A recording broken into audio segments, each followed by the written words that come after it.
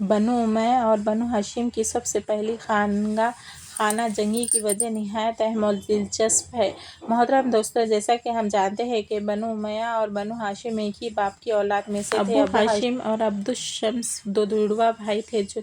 جو حضرت عبدالمناف کے ہاں پیدا ہوئے تھے۔ عبدالشمس کا بیٹا امیہ تھا جو بعد میں بنو امیہ کا اولاد کا سربراہ بنا، یا یوں کہہ لیجیے کہ عبدالشمس کے بیٹے امیہ کی اولاد آگے چل کر بنو امیہ کہلائی، جبکہ ابو ہاشم کی اولاد کو بنو ہاشم کہا جانے لگا۔ یہ دونوں خاندان آپس میں گہری رشتہ داریوں میں مربوط تھے اور ایک دوسرے کے ساتھ ان کا قریبی تعلق قائم تھا، لیکن وقت گزرنے کے ساتھ ساتھ ان دونوں خاندانوں کے تعلقات میں دراڑیں آنا شروع ہوئیں، جو بالآخر 61 ہجری میں واقع کربلا پر جا کر اپنے عروج کو پہنچی۔ عبدمناف قریش کے ایک جلیل القدر سردار تھے جن کی اولاد سے آگے چل کر دو بڑی شاخیں وجود میں آئیں۔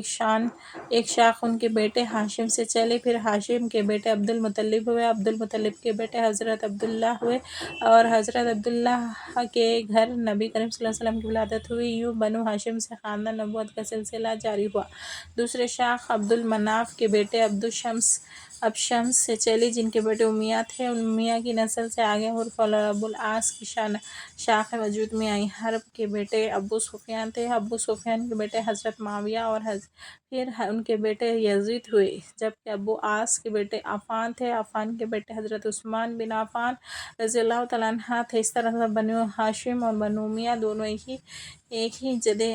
امجد عبدالمناف کی اولاد تھے، مگر آگے چل کر ان کی نسلیں الگ الگ خاندانوں کی صورت میں مشہور ہوئیں۔ بنو ہاشم اور بنو امیہ اگرچہ تاریخ میں ایک دوسرے کے سیاسی حریف رہے، لیکن حقیقت یہ ہے کہ دونوں ایک ہی جد امجد عبدمناف کی اولاد تھے، اس لیے ان کے درمیان قریبی خاندانی رشتے بھی موجود تھا۔ اسلام آنے کے بعد بھی یہ رشتہ داریاں برقرار رہیں۔ نبی کریم صلی اللہ علیہ وسلم نے فتح مکہ کے بعد ابو سفیان رضی اللہ تعالیٰ عنہ کے صاحب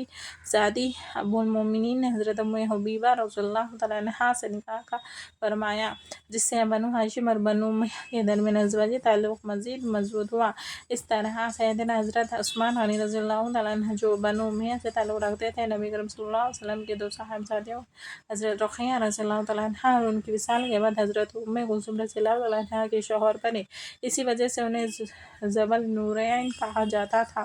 جب بعد کی ادوار میں بھی اہل بیت اور بنو امیہ کے درمیان متعدد ازدواجی رشتے قائم ہوئے۔ تاریخی روایات کے مطابق امام حسین مجتبی اور امام حسین رضی اللہ تعالیٰ عنہما کی بعض صاحبزادیوں اور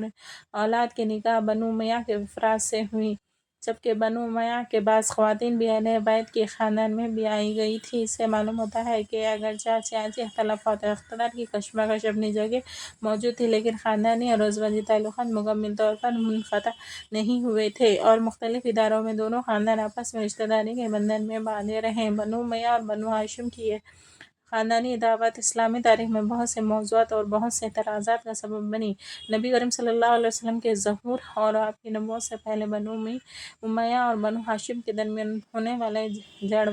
جھڑپیں خاندانی اور قبائلی لڑائیاں کہلاتی تھیں،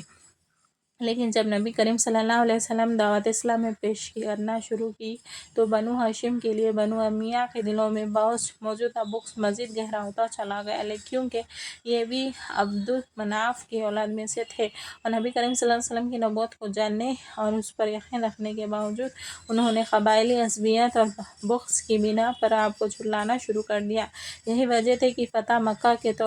موقع پر اسلام قبول کر لینے کے باوجود بنو امیہ کے دلوں میں اسلام کی محبت پوری طرح اجاگر نہ ہو سکی اور وہ صحیح معنوں میں مسلمان ہونے کا حق ادا نہ کر سکے۔ اگرچہ نبی کریم صلی اللہ علیہ وسلم نے اموی سرداروں کو معاف فرما دیا تھا، لیکن اس کے باوجود نسل در نسل چلی آنے والی خاندانی عداوت اور بغض ان کے دلوں سے نکل نہ سکا، جس کی ایک مثال حضرت علی رضی اللہ تعالیٰ عنہ پر سب و شتم اور آپ پر لعنت کروائے جانے کی روایت ہے، جو اموی خلیفہ حضرت معاویہ رضی اللہ تعالیٰ عنہ کے دور خلافت سے منسوب کی جاتی ہے اور حضرت علی رضی اللہ تعالیٰ عنہ کی شہادت کے بعد بھی کئی برسوں تک جاری رہی۔ پھر کربلا کے میدان میں خاندانی رسالت پر ہونے والے ظلم و ستم بنو امیہ کو اور بنو ہاشم کی خاندانی رنجش اور عداوت ہی کا شاخسانہ تھا، کیونکہ اس کی واضح دلیل مولانا مودی کے مطابق یزید کے وہ الفاظ تھے جو اس نے امام حسین رضی اللہ تعالیٰ عنہ کے سر اقدس کو اپنے سامنے دیکھ کر ادا کیے۔ اس نے کہا کہ حسین کے نانا اور باپ کے بدر کے میدان میں میرے خاندان اور میرے آباؤ جداد کو قتل کیا تھا۔ کاش آج میرے آباؤ جداد یہ منظر دیکھتے تو میں نے بدر کا بدلہ کر چکا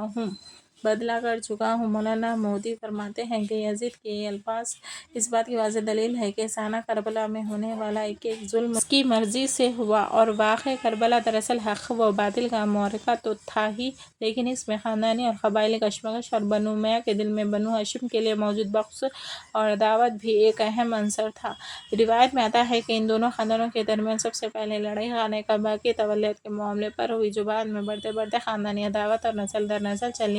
چلنے والی دشمنی کا شکل اختیار کر گئی۔ بعض تاریخی روایات کے مطابق اس وقت خانہ کعبہ کے چابی اور متولی ہونے کا منصب بنو عبدالدار کے پاس تھا، نہ کہ بنو ہاشم اور بنو امیہ کے پاس۔ بنو ہاشم کے پاس دوسرے اختیارات تھے، جیسے ساقیہ یعنی حاجیوں کو پانی پلانا اور رفادہ یعنی غریب حاجیوں کو کھانا کھلانا۔ سید سلمان ندوی فرماتے ہیں کہ ایک مرتبہ حج کے دنوں میں عرب میں شدید قحط سالی آ گئی۔ اس موقع پر حاجیوں کو کھانے کھلانے کے لیے بنو ہاشم کے پاس وسائل بہت کم تھے، چنانچہ ہاشم نے شوربے میں روٹیاں بھگو کر حاجیوں کو پیش کی۔ روٹی کے ٹکڑے کرنے کو حشم کہا جاتا ہے، اس لیے بنو ہاشم کے سربراہ ہاشم کو ہاشم کے لقب سے پکارا جانے لگا، جبکہ پہلے ان کا نام عمرو تھا۔ حاجیوں کو کھانا کھلانے پلانے کی ذمہ داریاں ہاشم بن عبد مناف نے اپنی سخاوت